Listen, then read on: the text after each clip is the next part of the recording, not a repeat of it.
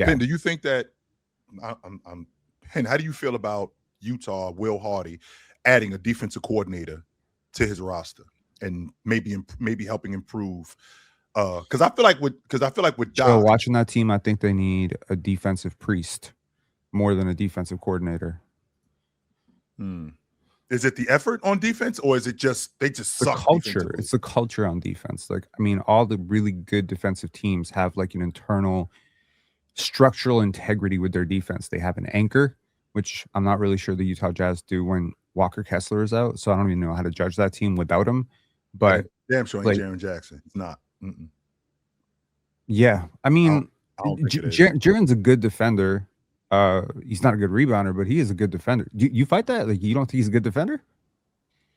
I don't think he's their anchor. Jaren's PR is right. That's it. They got Jaren and Walker Kessler. They got. I mean, don't forget Walker's coming back. I think Utah's defense will be fine next year, even with Keontae being a sorry defender. Chill. I was getting up, had to run outside real quick, but don't let that train leave without me. Oh, you want it? I'm with you. I'm with you. What train? Oh, the Utah train? Is Utah going to the playoffs? Yeah, I mean, remember, I thought Utah wasn't going to be very good this year, but I also thought they were going to be better than what's the credit we was giving them up here on the panel and what the the other media platforms were giving them. I like what Utah's been doing as far as the talent they've amassed. I mean, y'all know I'm high on Filipowski, definitely high on Walker Kessler, definitely high on Lauri Markkanen. I think Ace is good. I think Ace is going to be a good player. What we doing with Jackson? That's my issue. That might be too many though. What are we doing? Those champagne problems though. You know what I mean? They are. And with that being said, Ron, you know what I'm talking about. Jaren Jackson not being able to rebound is terrible. But I mean, they got some big bodies over there. When you playing 3-6, 6'10" and up, somebody's gonna get the ball. You know what I'm saying? Somebody's gonna rebound. Somebody has to rebound. I like what they're doing over there. I'm on that train. Don't let them leave without me. They got Filipowski, Kessler, Lauri Markkanen, Kevin Love. Kevin Love is done. That's too many. They still got Nurkic. Nurkic too. That's too many. See, that's too Caleb. I mean, Caleb and Nurkic. Like that. Caleb and Nurkic's going to have to move around. But this is the thing, though. You know how it is. It's the league. Everybody don't got to play. You know what I'm saying? You getting your check, bro. Yeah, but but we ain't never seen that on a team before. Like since like the old Celtics, like back. Yeah, but we won't. We're not gonna see Kevin Love next season. You know what I'm saying? Nurkic and Kevin Love are expiring, so they won't be there next year. Nurkic is out of there. On top of that, these guys are different. These guys are different levels of players. Like, I mean, just because you got bigs, don't mean that they're just gonna all just be bigs. Like, they don't just do big things. Like, they do other things too. I wasn't even talking about that, but I feel you though. But with Mars, I know really quickly, Drake, Mars, you're a draft guy. Am I ridiculous? It's all good though. It ain't no big deal, chill. Mars, you're a draft guy, Mars. Am I ridiculous if I'm Utah? If I don't get the number one pick, I need to be in that top two because Darren Peterson is my guy. And I need to figure out how to get to that top two because that's my guy. And the reason why I'm saying that, Mars, I know how, because again, you're a draft guy, Penn, you're also a draft guy. I know how you feel about picking the best available player. In addition to him being the best available player, I think he fits with what we're trying to do moving forward. I think he's perfect for what we're trying to do moving forward. Sure, I'm not drafting Darren Peterson. That's what I'm trying to tell you. I'm not. I think Darren and AJ fit. To be fair, yeah, AJ's really their guy. AJ obviously BYU. Yep. He's. But I'm pretty sure. Made a name. I'm pretty sure. Carlos Boozer works with the Jazz. I'm pretty sure. Yeah, but this can't be one of those situations. I'm not saying nepotism. But I'm also saying Cam Boozer is a very valid top 3 pick. So there's no nepotism. I think for fit, he's also the worst, though, to be fair. But that doesn't mean he's a bad fit. I just think he's the worst fit because they just went big with Lowry, Jaren, and Walker Kessler. Cam's pretty much a pure 4. I don't know where he really fits into that. But AJ, Darren could play the 2. Like, I could see Darren and Keontae working. AJ, I think, on this team could play the 2.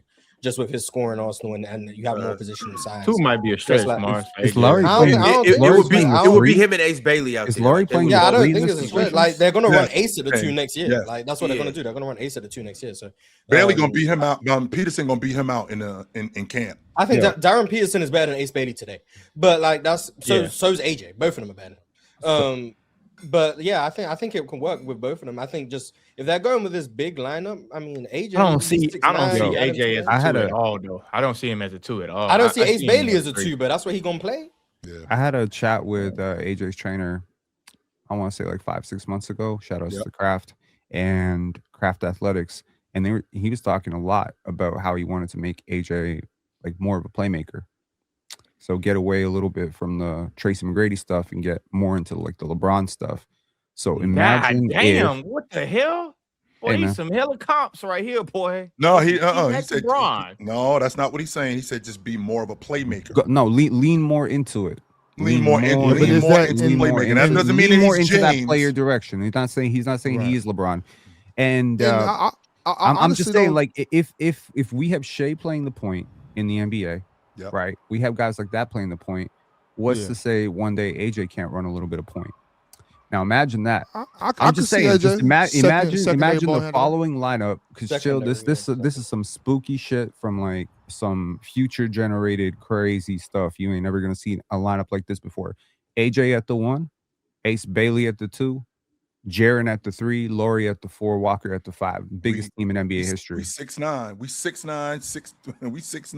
Shit, 6'9", you might be 6'10", 6'10". 6'11", 7 foot. On the with those skill sets, if you have those players on the roster, I can guarantee you will see that roster, that lineup on the floor multiple times. Like that's and they can because all I mean just with the skill set out there, the ball handling, you got guys that can move. A coach would be crazy to not put that lineup on the floor every once in a while to see what it looks like. You would have to. But my thing with that is like even if like his trainer wants him to lean into that, he can help him work on that skill set. But it has to be in AJ to see it and move it when it's time. And also it's up to if let's say he goes to Utah. Does Will Hardy want him to pass the ball? You know what I'm saying? Like AJ, we want you coming off of picks with Lauri Markkanen, going to the cup. You know what I mean? Or finding Lauri on the pop. You know what I mean? Whatever it could be. If I'm Utah, if you get the number 1 pick, I think you have to take AJ. Yeah, you know what I'm saying? I think you have to take AJ, regardless of where you're going to play him, regardless of if that means, okay, Ace, get ready to be 6th man of the year. You know what I'm saying? Whatever it is, like, and I'm not saying he's going to be that next season. Don't get me wrong. I'm just saying, like, you're not starting Ace. I'm sorry, but it's whatever. You know what I mean? That's just how the cookie crumbles. But to your point, though, you chill. Once again, I'm just going to finish with this. Don't let that train leave without me. I'm just running late. I'm just running late. I'm telling the conductor, hold on for 1 minute. He coming. Hold on. We not leaving just yet. All right. I could get with that. I like Utah. I don't know about next year, but because I'm the one that kind of kicked the whole thing off when I said Keontae George can be an all-star. And I was saying that to say when they start winning more. I don't think that they're going to start winning next year, but in the next 3 to 4 years, I think they're really going to take that jump. Damn, Jaren's still young enough. Lauri's still young enough. Now? I mean, Lauri's 28, Ron. You think he's going to be there in 3 years? Yeah, well, I don't think this trade necessarily goes how Lauri goes. I think it goes how this next first round pick goes. Ace Bailey, Isaiah Collier, Keontae George. The Walker Kessler free agency complicates this a lot because allegedly he wants an insane amount of money and they have just parked an insane amount of money into their front court. I don't know if they can afford him. But they need Walker Kessler. Oh, no, I agree with you.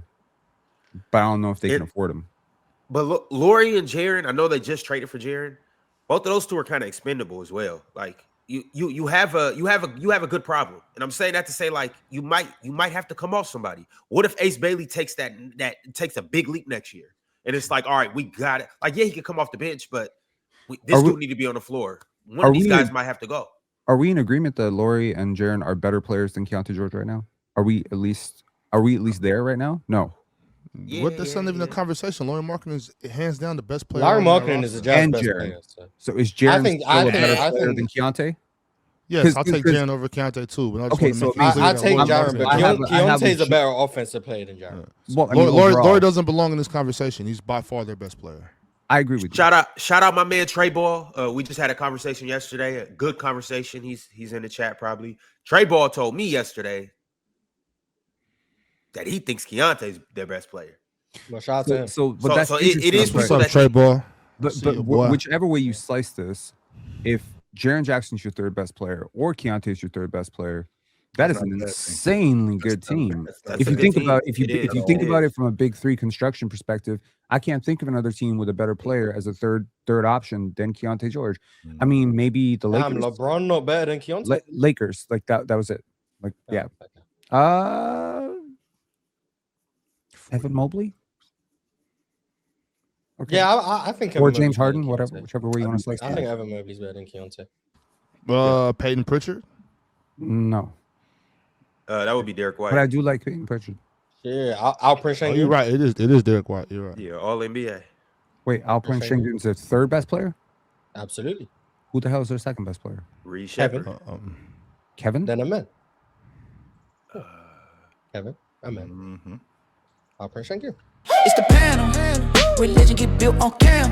With a check throw smoke and the host go ham. You ain't never seen hoops all hit the raw. Every take got weight, every night we drop. Yeah, this that barbershop. Courtside, worldwide tone. Welcome to the only show that really feel like numbers jumping like the score.